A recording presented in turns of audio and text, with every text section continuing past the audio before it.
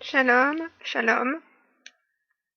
Alors encore un nouvel audio pour témoigner de la vérité, celle qui donne la vie, et pour combattre les apostasies, et les ouvriers de mort, et les loups ravisseurs qui sévissent dans les églises, qui sévissent sur YouTube. Je vais vous montrer, donc, encore une fois, avec mon frère Paul, est-ce que nous demeurons toujours dans le péché après avoir reçu l'esprit de la grâce. Donc, que nous dit Paul ici? Romains 6. Que dirions-nous donc? Demeurions-nous dans le péché afin que la grâce abonde? Loin de là. Nous qui sommes morts au péché, comment vivrions-nous encore dans le péché? Ignorez-vous que nous tous qui avons été baptisés en Jésus-Christ, c'est en sa mort que nous avons été baptisés? Nous avons donc été ensevelis avec lui par le baptême en sa mort, afin que comme Christ est ressuscité des morts, par la gloire du Père, de même nous aussi, nous marchions en nouveauté de vie. En effet, si nous sommes devenus une même plante avec lui par la conformité à sa mort, nous le serons aussi par la conformité à sa résurrection, sachant que notre vieil homme a été crucifié avec lui, afin que le corps du péché fût détruit, pour que nous ne soyons plus esclaves du péché, car celui qui est mort est libre du péché. Or, si nous sommes morts avec Christ, nous croyons que nous vivrons aussi avec lui, sachant que Christ ressuscité des morts ne meurt plus, la mort n'a plus de pouvoir sur lui, car il est mort, et c'est pour le péché qu'il est mort, une fois pour toutes. Il est revenu à la vie, et c'est pour Dieu qu'il vit.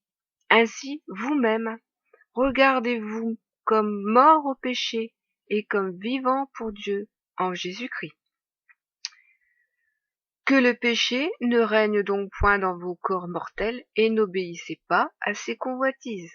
Ne livrez pas vos membres au péché comme des instruments d'iniquité, mais donnez-vous vous-même à Dieu comme étant vivants de mort que vous étiez, et offrez à Dieu vos membres comme des instruments de justice, car le péché n'aura point de pouvoir sur vous. Vous êtes non sous la loi, mais sous la grâce. Quoi donc? Pécherions-nous parce que nous sommes non sous la loi mais sous la grâce? Loin de là. Ne savez-vous pas qu'en vous livrant à quelqu'un comme un esclave, pour lui obéir, vous êtes esclave de celui à qui vous obéissez? Soit du péché qui conduit à la mort, soit de l'obéissance qui conduit à la justice? Mais grâce soit rendue à Dieu de ce que, après avoir été esclave du péché, vous avez obéi de cœur à la règle de doctrine dans laquelle vous avez été instruits. Ayant été affranchis du péché, vous êtes devenus esclaves de la justice. Je parle à la manière des hommes à cause de la faiblesse de votre chair. De même donc que vous avez livré vos membres comme esclaves à l'impureté et à l'iniquité, pour arriver à l'iniquité, ainsi maintenant livrez vos membres comme esclaves à la justice, pour arriver à la sainteté. Car lorsque vous étiez esclaves du péché, vous étiez libres à l'écart de la justice.